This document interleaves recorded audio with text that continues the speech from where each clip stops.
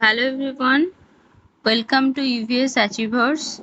তো আজ আমি ডিসকাস করব এনভায়রনমেন্টাল কেমিস্ট্রির কিছু টপিক, যেটা মোস্ট ইম্পর্টেন্ট।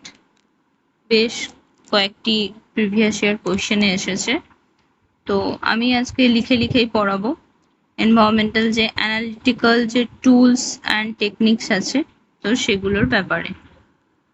তো চলো শুরু করা যাক। তো অ্যানালাইট বা যেগুলো পলিউট্যান্ট বলে তোমরা বুঝতে পারবে যে অ্যানালাইট আর তার মেথডস, কোন মেথডে তাকে মাপা যায় বা কোন ইনস্ট্রুমেন্ট দিয়ে সেগুলোকে অ্যানালিসিস করা যায়। যেমন সালফার ডাইঅক্সাইড SO2, এটা জন্য হচ্ছে West and Greek method, right? West and Greek method. Then আসছি পিএইচ, পলিঅ্যারোমেটিক হাইড্রোকার্বন। তো এটা গ্যাস ক্রোমাটোগ্রাফি, মাস স্পেকট্রোস্কোপি। তো গ্যাস ক্রোমাটোগ্রাফি এর আগের একটা সেশনে দেখবে, প্রিভিয়াস ইয়ার কোশ্চেনে আমি গ্যাস ক্রোমাটোগ্রাফিতে কি আইডেন্টিফাই করা হয় সেটা পড়িয়েছিলাম, কি অ্যালকোহল এগুলো। কোশ্চেন এসেছিল ড্রাগ, যে ড্রাগটা কি দিয়ে মাপা হয়, তো ওটা ছিল থিন লেয়ার ক্রোমাটোগ্রাফি অ্যান্সার ছিল, ঠিক আছে। নাইট্রোজেন ডাইঅক্সাইড বা নাইট্রোজেনের যে অক্সাইড, সেটা হচ্ছে কেমিলিউমিনেসেন্স,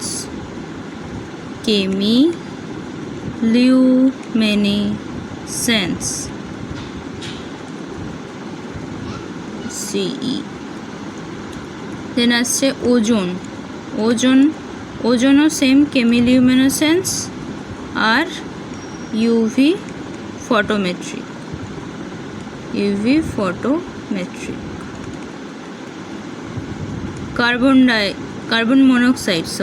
কার্বন মনোক্সাইড হচ্ছে NDIR। এটা কিন্তু প্রিভিয়াস ইয়ারের একটা কোয়েশ্চেন, তোমরা প্রিভিয়াস ইয়ার করলে জানতে পারবে যে NDIR দিয়ে একটা কোয়েশ্চেন এসেছিল, NDIR দিয়ে মানে কি ইন্ডিকেট বা মাপা হয়, তো সেখানে অ্যান্সার ছিল কার্বন মনোক্সাইড। NDIR এর ফুল ফর্ম হচ্ছে নন ডিসপারসিভ ইনফ্রারেড। এবার আমরা দেখে নেব আরও কিছু যে মেথডস আর অ্যানালিসিস আছে সেগুলোর ব্যাপারে। যেমন হচ্ছে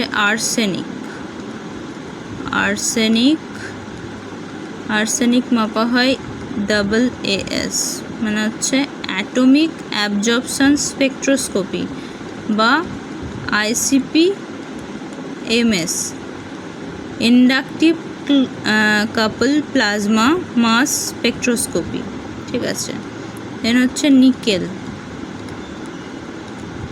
নিকেলও মাপা যায় অ্যাটমিক অ্যাবজর্পশন স্পেকট্রোস্কোপি দিয়ে। এছাড়াও আরও অনেক আছে, যেগুলো ইম্পর্ট্যান্ট আমি সেগুলোই লিখে দিচ্ছি। যেমন অর্গানিক কম্পাউন্ড, এটা অ্যানালিসিস করা যায় FTIR দিয়ে। FTIR হচ্ছে অর্গানিক কম্পাউন্ড মাপা যায়। দেন হচ্ছে এলিমেন্টাল যে অ্যানালিসিস করা যায় কোন একটা এলিমেন্টাল প্রপার্টি দেখার জন্য, সেটার ক্ষেত্রে কি করা হয়, তো এলিমেন্টাল কম্পোজিশন জানার জন্য আমাদের XRF করা হয়। XRF হচ্ছে এক্স-রে ফ্লুরোসেন্স। দেন আমাদের ক্রিস্টালাইন, যে কোনো একটা পলিউট্যান্ট তার ক্রিস্টালাইন প্রপার্টি কেমন, তার প্রপার্টি আছে ক্রিস্টালাইন কেমন দেখতে, সেটার জন্য আমাদের করা হয় XRD, এক্স-রে ডিফ্র্যাকশন। দেন আসছি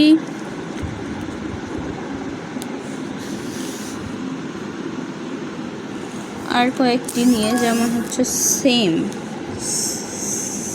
সেমটা তোমাদের হয় কি দিয়ে, সেমটা হচ্ছে স্ক্যানিং ইলেকট্রন মাইক্রোস্কোপ। এটা হচ্ছে কোনো একটা কম্পাউন্ডের মরফোলজিক্যাল অ্যানালিসিসের জন্য করা হয় এটা। এছাড়া আরও আছে, যেমন এর আগের দিন পড়েছে, যেমন পেপার ক্রোমাটোগ্রাফি, স্পেকট্রোফটোমেট্রি, বোম ক্যালোরিমেট্রি দিয়ে মাপা হয়, যেমন হচ্ছে হিট বা calorific value. Bomb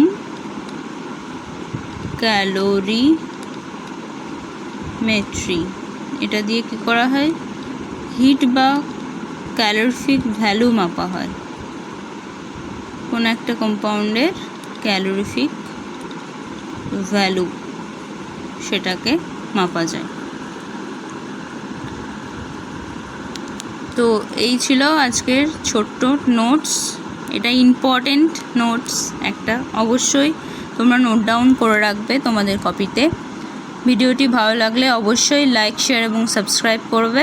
that's all for today. দেখা হচ্ছে অন্য একটা সেশনে। Thank you, bye bye, take care.